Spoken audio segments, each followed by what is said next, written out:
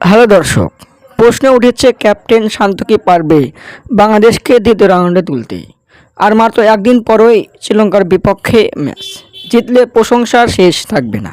আর যদি টাইগাররা কোনোভাবে হেরে যায় তাহলে তো সমালোচনা ও বিতর্কের শেষ নাই। তার সাথে শান্তকেও তো তুলোধুনো করবে দেশের ক্রিকেট ভক্তরা।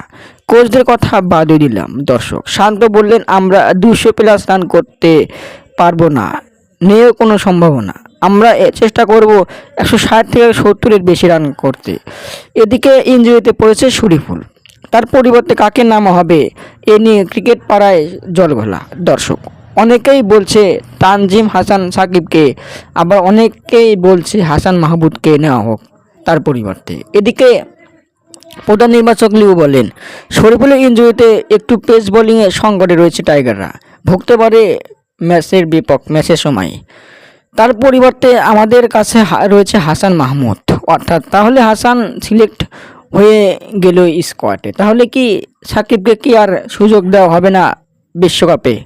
দর্শক লিপু বললেন শরীফুলকে যথাসম্ভব ভালো চিকিৎসা দিয়ে দ্রুত সম্ভব মাঠে ফেরানোর চেষ্টা করব আমরা। দর্শক আপনারা কাকে চান বিশ্বকাপের পেস বোলিংয়ে স্কোয়াডে শরীফুলের পরিবর্তে, হাসান মাহমুদকে নাকি তানজিম হাসান সাকিবকে?